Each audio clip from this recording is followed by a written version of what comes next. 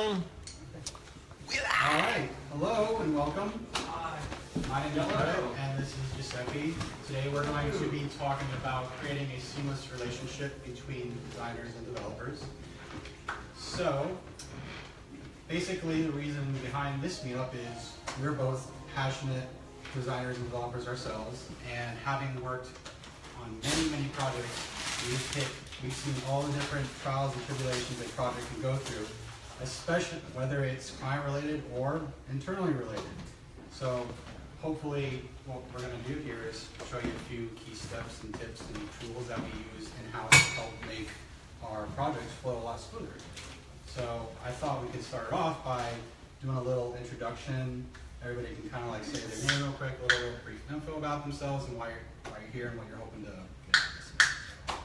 So, you want to start? Yeah, sure. I'm John. I'm a designer here, and I'm here to learn more about the designer and developer connection. But I'm still absorbing that information as I grow here. So,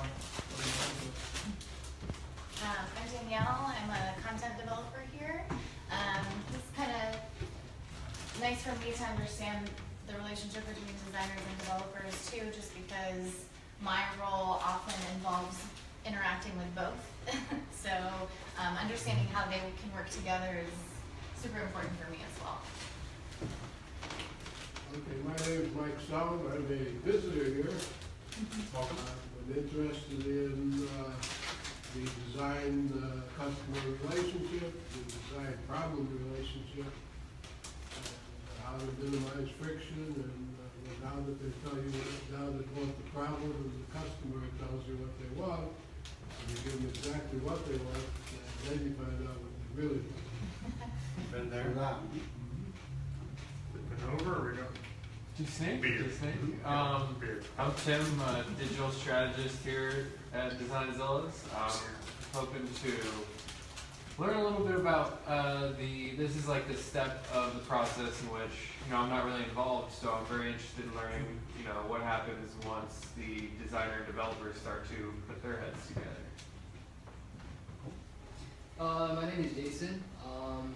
I have a website called ConcordCollege.com. What college? ConcordCollege.com. I'm just here because I just want to make relationships with and see if I can get myself in the same field with other people who are experts, and they will know what they're talking about. So if I have any questions, I would know what to go. So I'm just hoping from this meetup I can apply the strategies I can to put on my website to have it more converting. Nice.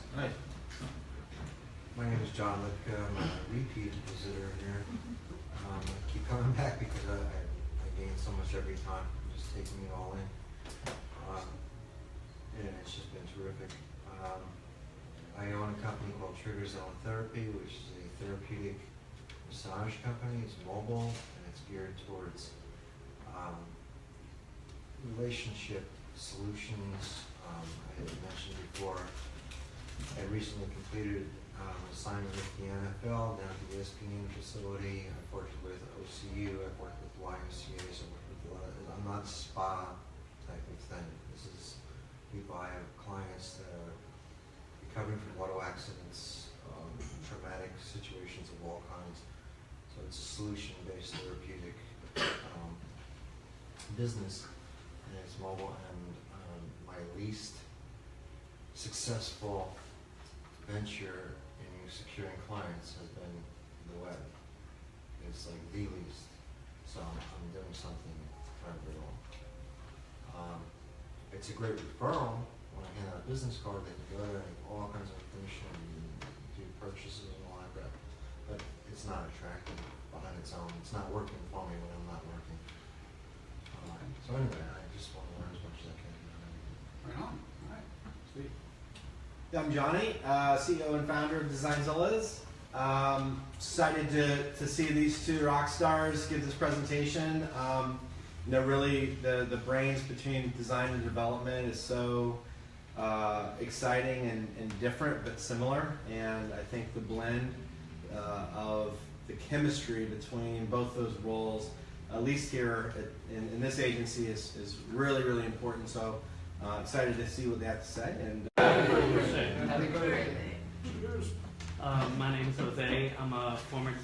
front-end developer that works for a pharmaceutical company in North Carolina. I'm hoping to learn some good stuff as I'm always accepting build kits from like agencies around the world. So those build kits really don't usually have any type of standard to them. So we're just taking like a mess and just organizing it. So we're trying to create a new standard for them to follow, and hopefully it starts here. Nice. Cool. You want to do you first? Or? Did Lacey go? Oh, right. I'm Lacey. I'm the visual designer here. I just started, so I need to know how to talk to everyone, so that's why I'm here. Alright, so, We have pictures ourselves. I forgot. my name is Brett Callahan. I am the lead web designer here. I tackle both design and development. So my passion here is finding a way to bring both together in a seamless way. So not only do we produce better results for our clients, but we have a better work environment for everyone. And I'm Giuseppe. I'm not the lead front-end developer, but I am biggest. And that kind of and this kind of matters to me because I, for many years, was a designer before I really got into front end. And if I'm designing here, something's gone terribly wrong with the design team. I mainly do front end, but having that experience, having a design degree, I care a lot about that interface and just making sure both sides are working in sync. So basically, we're going to kind of go through the phases of a typical project here and the main goals that designers and developers are hoping to achieve during these phases, and then talk briefly about some of the tools that we use during these phases so both the designer and the developer can work better. But first, we want to talk about why we want to be a nice cohesive team. All right? If so much. All right. Obviously, the more we work together, the more we can have clear communication on a project. I'm of the firm mind that a designer developer should both be in the project from the start to the beginning, from the kickoff with the client, to the strategy and the wireframing, to the design, to the construction, as well as launching it. And obviously, if a developer and designer are in the beginning talking about the project details, it doesn't matter at what point in the project later on, they're going to know what problems and hiccups are going to come along the way. Yeah, to add on for clear communication, if everyone knows what's going on right from the beginning, and there is an established line of communication and trust, there's never a point where you run into something where a designer is wanting to do something and the developer doesn't know how to say no, or vice versa. If the developer does something and it's not right, the designer knows he can step in and say, hey, let's fix this. So. Improve designs. Most designers, when they start out, are probably going to be designing based off of their feelings or what looks good. But having a developer insight into the project can help guide them to build better designs that not only will produce better results, but in the end, improve the designer's skills as a whole. And on this one, this is one that every developer I know feels is that, especially early on when the designer isn't integrated with the team, they're designing for behands or for dribble. They're not actually designing to necessarily work with anyone or solve problems. They're just like, this looks amazing and I want everyone to see this.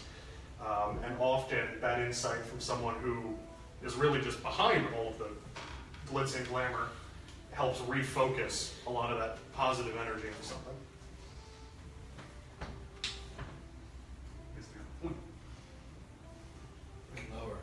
There we go. That's development. Not only does the developer help the designer in their end, the designer is going to help the developer on their end. By working with the developer early on, providing assets, providing material, the developer is going to have a more streamlined process. They're not going to have to take the time to figure out how a Photoshop document was layered or organized and figure out what do I need to slice out or optimize. So we're crybabies. We will not figure it out. And then a better built user experience. Obviously, like I said, a designer might just want to design for themselves sometimes, but with cohesion from not just the developer, but from the strategist and all the other team members of the project, you're going to build a better experience for who your target audience is and for your client as well. So, first part, strategy and wireframing phase. All right, during this phase, we've already met with the client, we've got details about the project, we want to determine the goals of the site. So the developer and the designer are going to work together to basically determine what are the goals of the user of the site, as well as what are the goals of the client and the business owner. It's not necessarily strictly related to designer or developer, but for this particular discussion, everyone knowing the site goals, not only for us, for the user, and for the client, multiple people knowing all of that information helps keep everyone honest and everyone on point. All right, site functionality. It's best early on to determine what are the major functions of functionalities of a site. Does it need a blog? Does it need a form? Is it an e-commerce site? Having the developer on board early is going to help the designer understand what they're designing and what constraints need to be placed into a design during the design phase. Really helps with visual cues as well, to know how important, going back to the site goals, how important each piece of functionality is to that end goal. Is this something nice to have? Do we need to not necessarily put a lot of effort into funneling people towards it visually? Or do we need to go, hey, come here? Because from a development perspective, no matter how good the feature is, if they can't find it quickly, it's not doing its job. Overall site map, just like functionality, you need to know how the site's going to be set up. It's always a problem if this isn't done early on. You might design something with this nice cool menu that collapses on mobile, but when the developer gets to it, they're going to be like, well, what am I supposed to do when it gets to the tablet? Or what do I do when it gets to the desktop? What happens if there is a sub-menu? What happens if it's supposed to go here? It's important to determine the whole site overview. There's 17 top-level pages. Your fancy flyout menu will not work. Just won't. So. All right, user flow. Again, this is coming down to the user's needs. Don't design for yourself, design for the user. What do they need to go do? What's the goal of the site? Are they trying to book an event? Are they trying to purchase an item? You need to determine early on what's the flow like. Are they going to go from the home page to this page to then the call to action? Developers are going to help with that insight and help with the designer's process of wireframing that flow.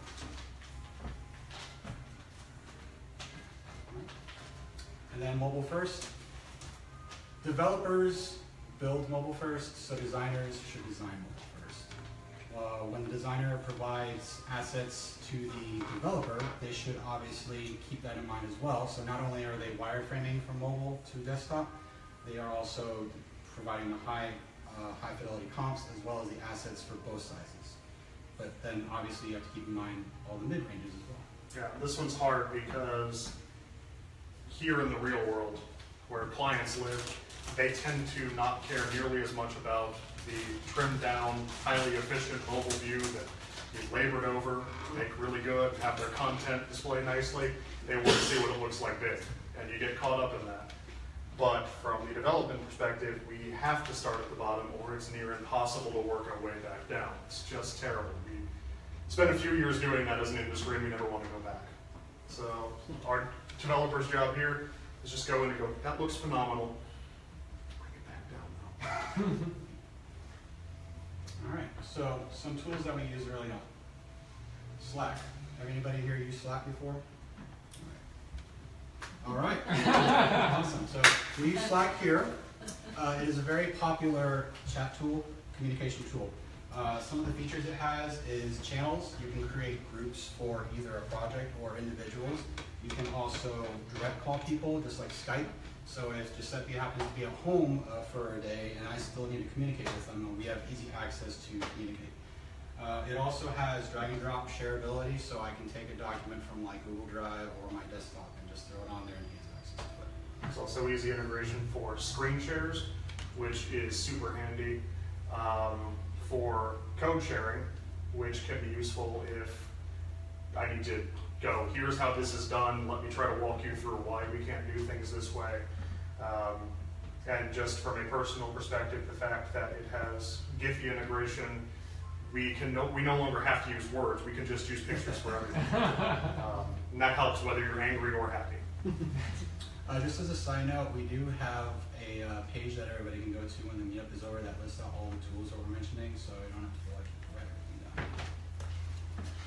Next tool, Adobe Experience. This is great for user experience and flowcharts. I use this personally a lot more than other tools like InVision. One reason is we obviously have Creative Cloud here, so it's part of the bundle, you know. It provides a really good way for rapid prototyping.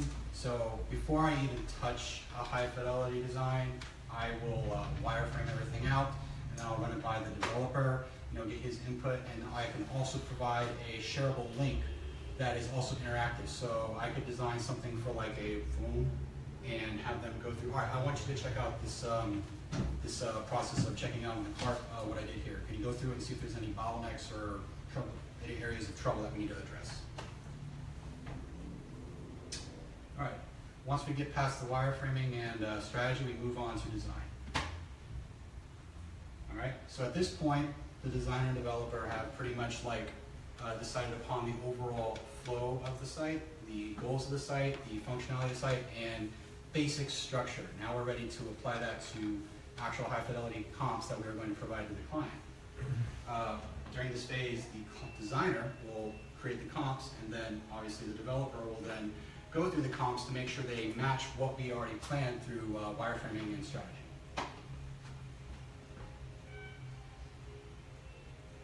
All right. The developer is also integral, very important in this part, to make sure that the design stays in scope, as I just said. If the designer is looking for inspiration in the design phase and they see a really cool like widget or tool on another site, we can't just throw it in. Obviously, we have to make sure things are kept in the scope and budget of the project. We also have to make sure that it's something that the developers feel is achievable and doesn't hinder user experience. Yeah, this one's a great place for the developer to pop in and just go, that looks really, really great. Where did that come from, and how do you think we're going to do it? And if there's a quick answer to that, how you think we can do it part, we can discuss it. Otherwise, it's likely that it actually strayed outside of scope, and we need to either rethink it or work it in somehow at a higher level. All right. And then before moving on to the next phase, it is integral that the developers sign off on the design before it gets sent out to a client. That way, we're not promising something to the client that is going to be a pain in the butt to build later. Yeah, this is important because at this point, the developer looks through the site and starts looking at the actual features that are going to be going in, making sure at each of the mock-ups in high fidelity that say there's a carousel and it has 3 things up at a time, but you know for a fact you have to do it in even numbers. I have to catch that now, or I have to figure it out later, because when the developer signs off on a design, the developer is committing to making this design happen, no matter what.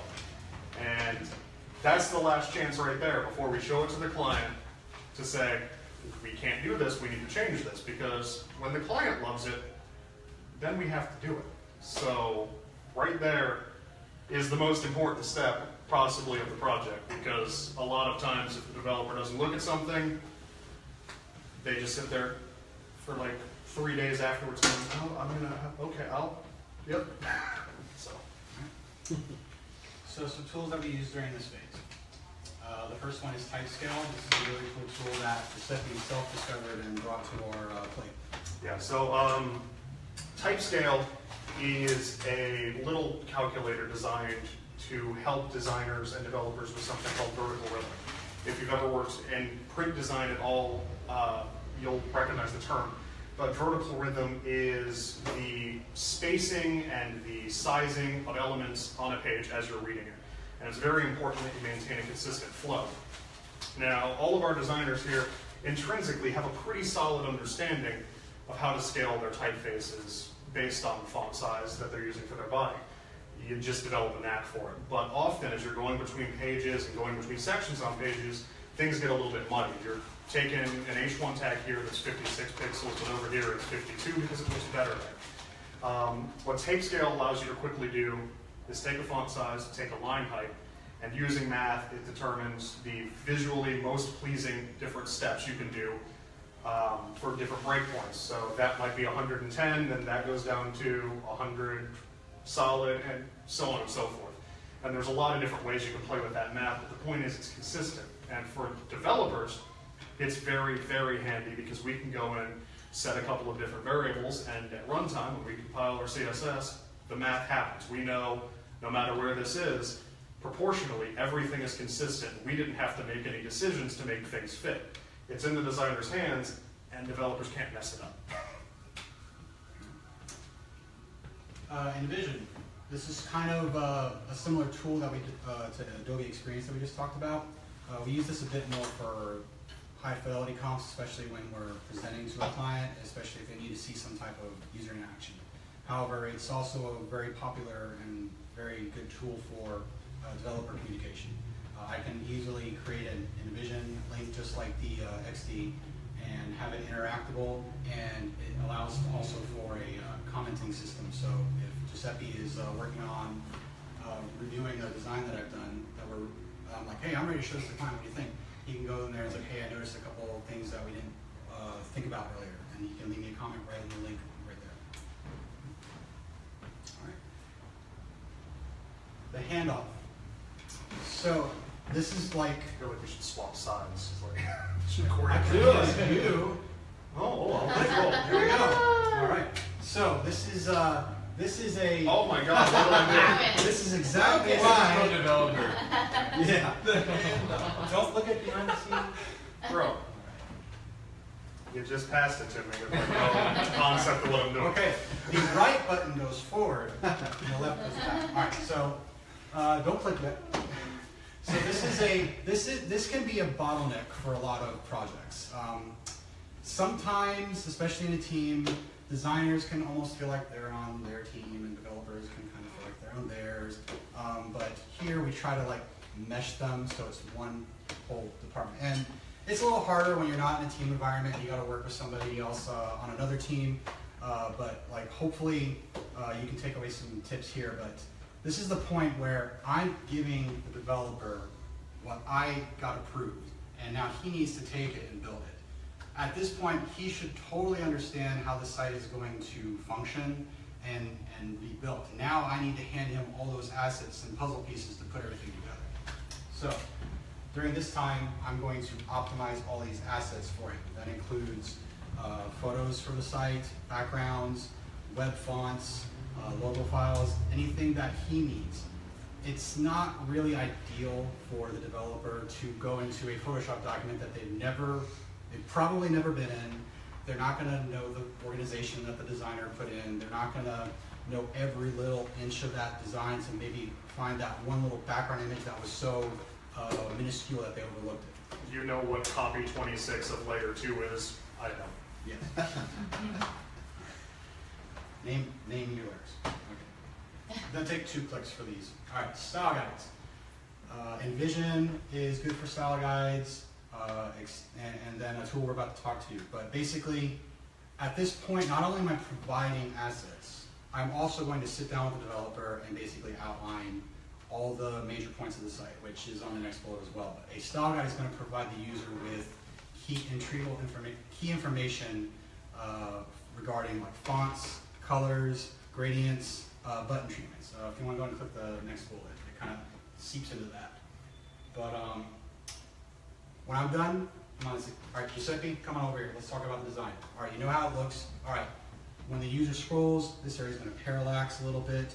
This is what the buttons are going to look like on a hover. This is what the fonts should be on a mobile phone.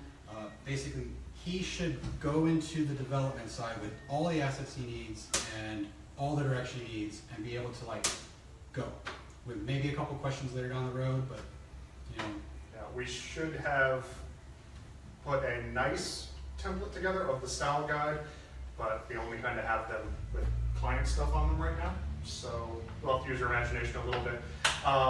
But it'll also have like line heights, the names of the different fonts, the weights if we're importing them from Google Fonts, which is a thing because it slows down page load, and every one of the grades of the 17 grades you will inevitably use, broken down on it. some tools. Don't break my PowerPoint. All right. Git and Bitbucket. Giuseppe can kind of speak. This is definitely more of a developer-centric tool. Yeah, I'll just jump in. So Git is probably the core standard for version control in the industry. There's a couple Microsoft-specific ones, like Team Foundation Services, but we don't talk about them. Git is kind of the golden child in this. And for those who might not know what version control is, effectively what it does is you work on a file, you tell the system, hey, I'm done working on this feature. You write down what it was, you commit that, cool, I just changed the title of this page, you hit enter, and you send it off to what's called a repository. It lives in the cloud, saves everything you do. And at any point, you can go back and look at every one of your changes and commits, go back to it if you need to, get a copy of that in that version, and it's brilliant and absolutely vital to working with larger code bases. And the thinking was, there's no good reason not to actually use that methodology for finalized designs and for assets. So, anybody here do design? No, all right. Okay, yeah, all right. So it is not an uncommon practice for you to think your version is final, only to have a client come back with a, oh, I kind of want to make this change, and they also want to see the change. So you might get to the point where you have like a folder of 10 final versions of your site. Version control can help seep that down into one file. It takes up less space on your machine, and you can always go back to what's referred to as commits to see every step you've updated a file. So if you need to go back to the version where you had the second splash header instead of the first one, you can go back to it if you need to access it. Also, it's happened to me. I've saved over files, I've deleted files, and they're gone. Oh my God, what am I going to do? Hopefully it's on Git or somewhere where I have a backup. If it's not on Git, I hope I saved it over into the cloud somewhere. Those are the two main points that I feel benefit the designers. It is a dev tool that I think can really help them.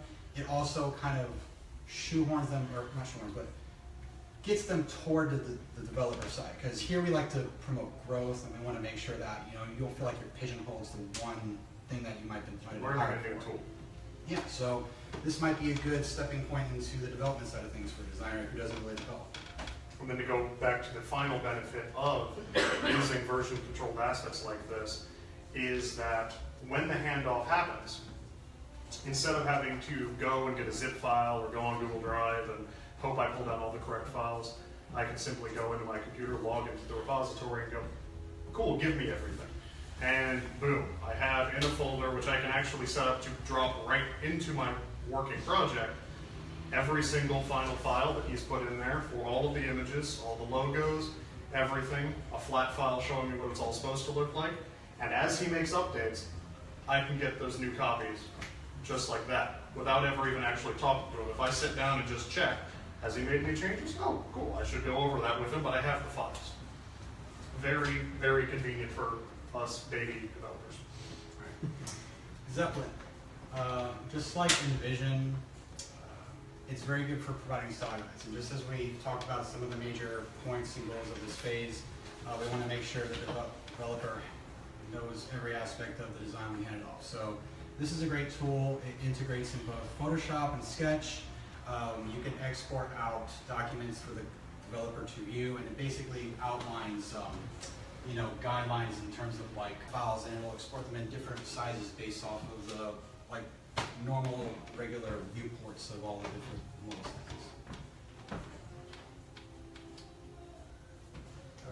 We're going into development. We are, so I guess that's what I look like every morning. All right, so in this phase, probably go back. In this phase, what we're doing is we're just actually building it. And it's a bit less exciting for this particular discussion because if we've done our jobs right, there's very little input that the designer needs to have anymore because we've already worked everything out. But the big thing is, and forever will be until we stop having physical devices, viewports. There are some developers here, yeah. Getting that second generation iPad on its portrait mode and everything breaks, that's this step. Like, there's too many screen sizes to ever account for. The designer can't do it, they shouldn't have to even try. And our CSS can do it with math, but you will inevitably hit a point where the design kind of falls apart. Either it's showing mobile, but it's too stretched out and weird because the screen size is just inside thing. At this point, I yell at my computer, I curse a little bit, and then I use Slack and reach out to the developer, or the designer, and go, hey, can you come over here and get me some insight? And then it's their problem a little bit. And you workshop it together, you figure out, okay, well, how do we make this look right? Make any amendments you need to the style guide to make notes, and then you fix it. But as a developer, we tend to try to get things done, not necessarily make them look great as well. So definitely good to call on the designers. I'm way too high. This is blocking me. You broke my gift. You know what? Whatever, man. Fight me. Content. This is also a big one. When you get content, and if you don't have content from the get-go, or if content changes, because it always does, based on your stories, content's going to break everything you worked at. It's either too long, too short, there's too many sections, and that is just the fact of life. It's going to happen. And that's another point where you just stop, call a designer, you sit down, and you workshop the problem together. He gives you an idea. If it looks, or she, sorry Lacey, where's she on? They give you an idea of what it looked like, you tell them if it's possible, yell at each other for a few minutes, and eventually you'll come to a consensus. And again, you solve the problem. Eventually, when you've worked on enough projects, the developer will yell at you enough. That looks great, but what's going to happen if the title is 3 lines long, or it's got twice as much text? So those are the type of things that we try to handle early on, so we can help avoid some. Not to call anyone out, but I have yelled at Iker here enough that he started using my name, which is 26 characters long, anytime we put a name on anything. Because if a name will break, it'll be mine. And designer sign off. Just like the developer sign off at the final design, we don't get to actually send the link out to anything nice until the designer has looked at it and made sure we didn't ruin any of their prettiness.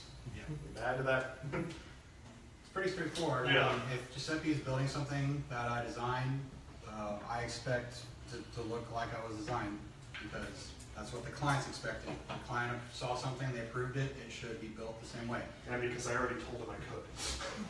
Sometimes there's things that happen. You know, fonts might not render exactly like they do on the web, like they do in Photoshop, but usually there's ways to fix that stuff. All right.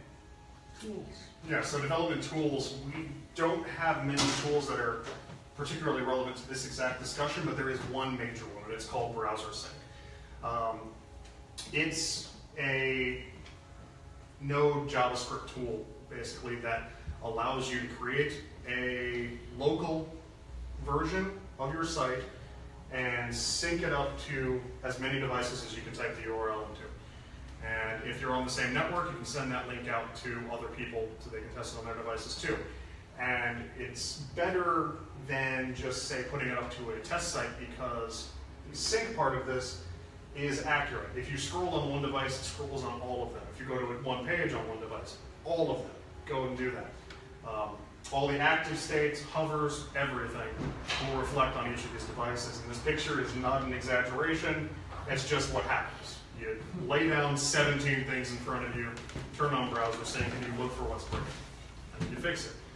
But it's very, very handy for all the problems we were talking about previously, because instead of having to save and push something that's potentially broken, get it up to a development site, send a link out to designer, I can fire up a browser sync instance, grab the link, send it through Slack, and within 3 minutes, depending on availability, we've probably got an issue solved, because they're looking at the same thing I'm looking at, and on their screen I can actually go and go, okay, if I'm doing this, and they'll see it over there, and they go, oh, okay. It's very handy.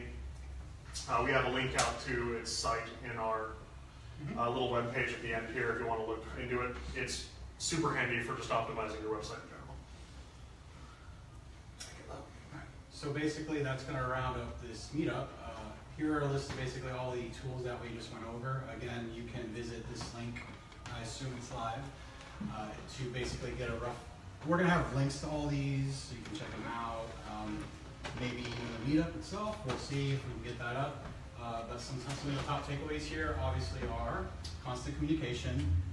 If I'm not telling this bum what to do with the designs, they're not going to come I won't do it.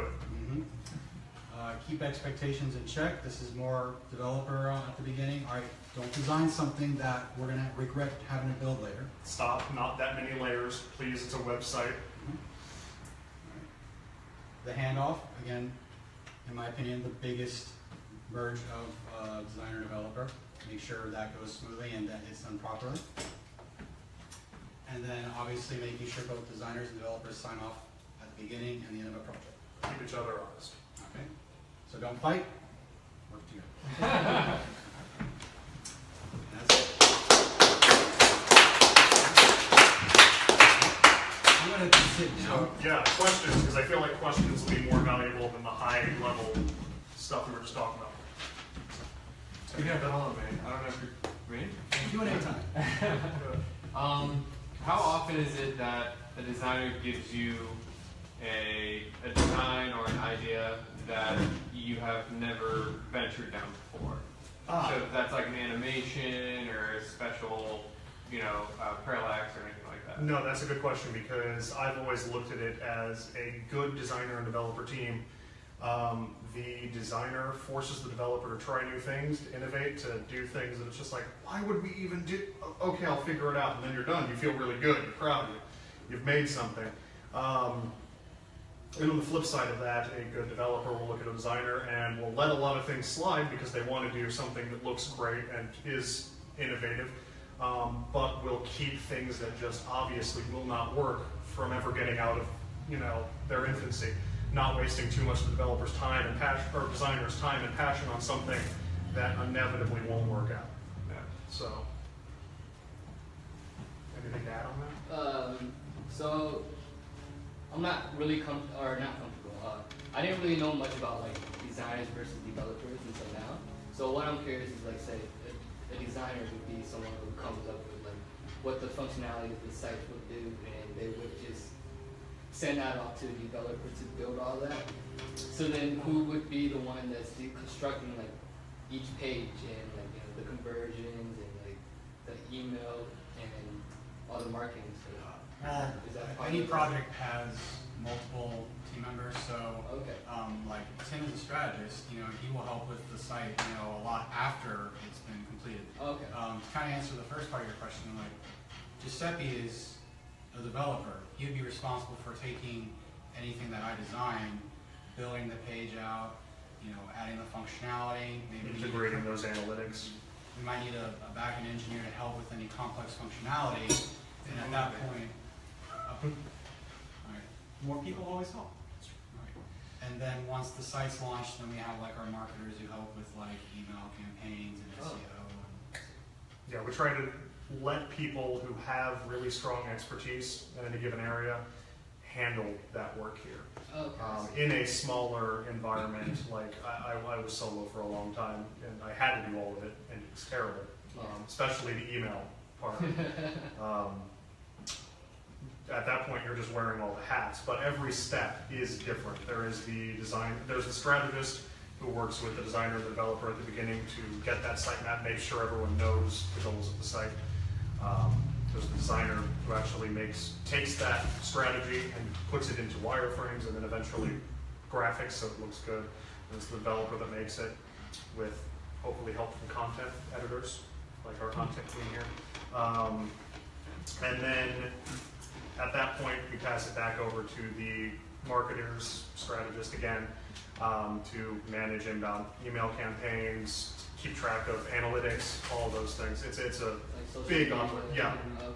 all that. It's I try not to do much of that because I'm not nearly as good as the people that we have normally do it. I see. Yeah. Thank you. Any other questions? What are the costs of some of those tools that you mentioned? If we go back. Really? There we go. Yeah, you went back.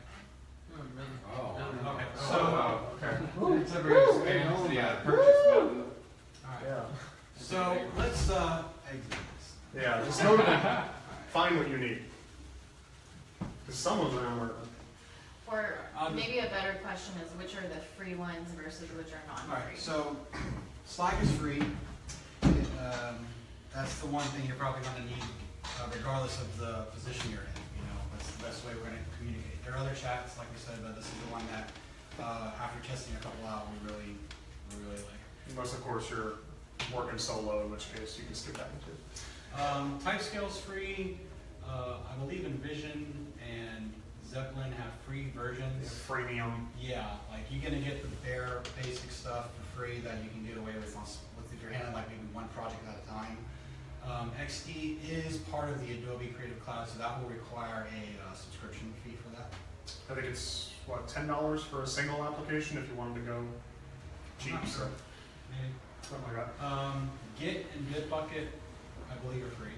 I'm not sure about Bitbucket, but I know that GitHub has unlimited public repositories, and they're the same thing. They just work, that's where your stuff lives.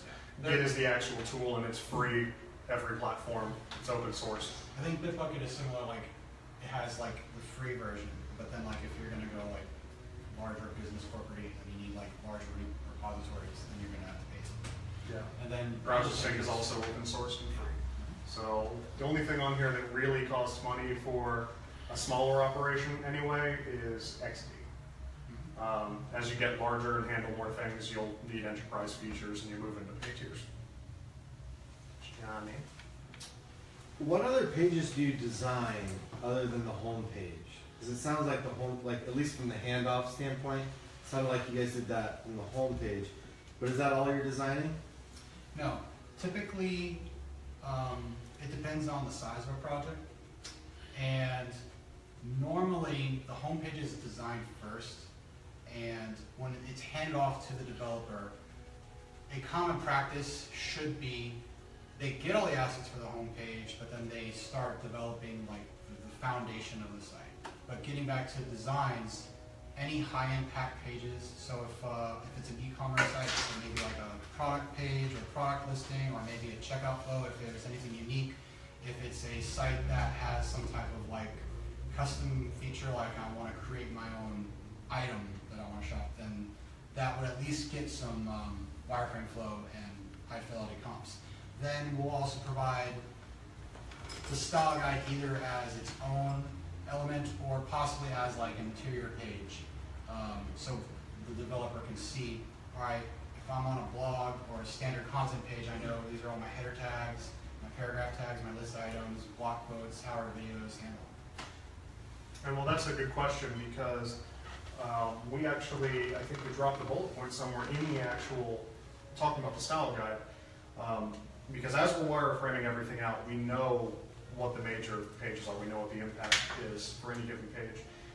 And those things will make it into the style guide. Major elements all throughout the site will be listed in one way or another in the style guide. So if the homepage doesn't have like product cards, but the interior shop will, those will make it into the style guide. And if they're not finalized by the time we start the homepage, the style guide will be updated by the time we get the high fidelity designs for that page.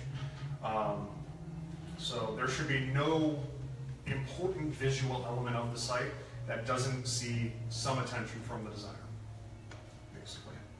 And for all high impact pages, we obviously provide full versions for the developer as well. Yes? Can you say some words on how you estimate the level of effort and cost and size of the project? Sure.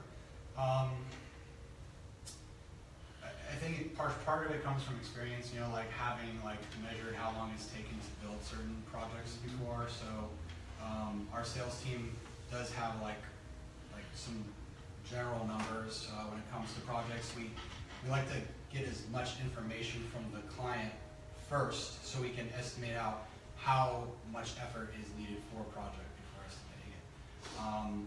Do we use any particular tools for calculating numbers, Johnny? Johnny's looking at me because I'm working on one. But what I can speak to on this is that when I'm trying to estimate something, I'll look at any given task and I'll try to break it down into, okay, if I want to do this, I need to do this first.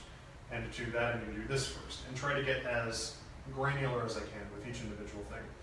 And then there's a methodology, I think it's called the PERT we can probably put it up on our little webpage after the meetup. But effectively what you do is you figure out a really optimistic estimate for, say, okay, this will only take me 2 hours. You figure out your worst estimate. If everything goes wrong, you say, okay, it'll take 10. And then you're most likely, normally somewhere in the middle. So good might be 2, worst would be 10. So let's say like 4 is realistic. And just simple napkin math, you can average out your worst case scenario, your best case scenario, and your average 3 times, like 3 times your average. That magic number, you average it out by the number, it's 5 because you got 5 elements, and that's an average amount of time that it'll take, likely. And it tends to work out pretty well because after a while, you have a good feel for how you handle emergencies, which is your worst case, and how often you get lucky, which is your best case. And I just try to do that for everything, and I've had pretty good success nailing in on any given feature, and we just do that all the way down. So, if you have several people working, say in the development, how do you keep them from getting in each other's way, and how do you do version control of the individual products that fit together? You want me to? Yes. Okay. So as far as version controlling, the system is incredibly smart. It's handy for that. Which system is that? The Git. Git. Everyone's working on their own files because everyone's... Is that basically GitHub? Yeah, GitHub runs off of Git. Git is the foundational technology. GitHub is a company that just stores everything. That's what you use? Yeah, everyone should have their own responsibilities, and generally that means people are working in different files. And Git will keep track of all that. If multiple people are working in the same file, then sometimes you'll run into issues, but the system will actually flag them, and before it lets you push anything up to the overall project, someone has to resolve them. So it keeps you from making any huge glaring errors. Mostly it comes down to just having, if you have, say, 5 developers working on a very large project, you have someone managing the project who goes, you need to be doing home, you need to be doing shop, and you're working on these interior pages or these features, and hopefully just keeping everyone out of each other's way that way. But at the end of the day, Git is really what saves us because all the things have to come together eventually, and Git keeps them from getting too complicated. Like, how beneficial is it having experience both in design and development versus just one practice? Do you ever come across people who are just versed in one, or for a really successful, website completion, is it really, do you really have knowledge on both sides, regardless if you're a designer or developer? You want to start? You want me to start? Sure, I could answer this. Having done both, it greatly benefits you in knowledge to know the hurdles a designer is going to deal with, as well as a developer, and how they will collide with each other. Also, knowing being both, it can hinder maybe as a person who does both, sometimes I focus a lot on developing at a certain time, and sometimes the projects demand me to be a designer. So I can kind of say I can juggle projects, but I might not necessarily be a master of one particular area. So there are those that don't want to do anything with development, and there are those that don't want to have anything to do with design, and there's people like me who love both. So knowing both, obviously I can come to either Iker, the designer, or Giuseppe, the developer, and provide valuable input. But you don't have to do both. You can know your field very well, but as long as you communicate with the other party and understand their issues, at least, then you can help improve the project and yourself. And to add on to that, I came from a design background. I have a degree in digital arts and design, not even touching the web. I just ended up really liking doing that, and I try not to design anymore because then I don't have to deal with client expectations quite as much. I don't handle conflict well. Saying a lot. Having that design background, though, is incredibly helpful when it comes to interfacing with the designers, because I know I'm having meaningful insight. I know what their challenges they're facing. I know what expectations they're having to live up to from the clients, again, because I fear them. And I can get in that headspace and really go, okay, I understand you need to do these things. You need to push the envelope because you have expectations to meet. And it helps me be a lot more lenient, where normally if I were just a developer, I'd look at that and go, we don't need to do that, and it's really complicated. Why would we want to do that? And that helps a lot. Yeah, I could just end it there. It's good. So what kind of CMS are you guys using? WordPress? Or We use WordPress and Drupal, and we occasionally experiment with some. which one do you guys mainly use? It's pretty even split. Oh, seriously? I think the We last were few. heavy into Drupal early on, and then we've transitioned over into WordPress, and we lean a bit more towards it now. However, it just depends on the project. Like we had a client, Florida Hospital, come to us, and their current CMS is Drupal. And even though our focus was more on WordPress, it was a need of theirs to stay in Drupal and to upgrade to Drupal 8. So okay. we're versed in both. We try not to tackle anything that we're not too familiar with, but right now we definitely steer more towards WordPress. So Git, that would allow you to say, if you want to change your theme on WordPress to like one thing, but you want to test out two things at once, would that be a good tool to use, Git? You could potentially use branching in Git, so you could have separate repositories almost. Yeah, that one's a bit tricky, because you'd have to be actually running the site concurrently in two places. So with Git, you could fork it's called when you just take a copy of it. You could make a copy and just put the theme up in a separate place and run both locally and test them side by side. Absolutely. Makes it very easy for that. I wouldn't say that's the primary benefit, but you could do it. Okay. And just to cap off the WordPress versus Drupal thing, I think that while the last few projects have been pretty WordPress focused, we are surprisingly, from my experience with different agencies, surprisingly down the middle when it comes to using WordPress and Drupal. And the divide comes down to where we want to spend our effort. Drupal 8, the newest one, being a much bigger step in the right direction when it comes to what I'm about to talk about, but traditionally, Drupal has very poor user and content experience on the back end. It's complicated and heavy and powerful.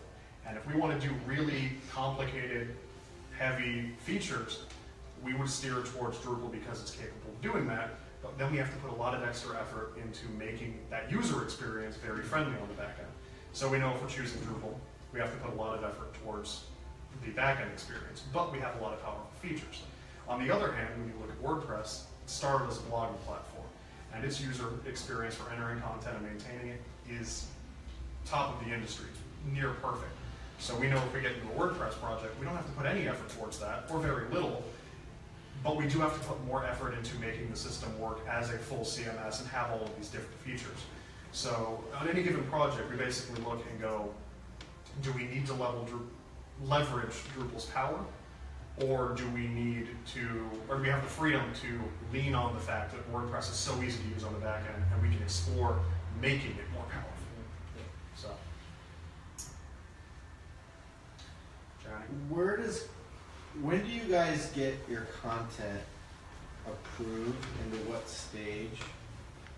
Like what's the optimal time to have all your content implemented and ready? Obviously, we try to preface the client, the sooner you can have that stuff ready, the better. Absolutely. This is just right up here. It's the second. Providing a design to a client with placeholder content is not necessarily ideal. If we could get it earlier, that would be best. Enough to justify the content on the homepage right away. Hopefully, on most projects, we typically are like redesigning something. We do take on new clients, and at which point the content can be a problem.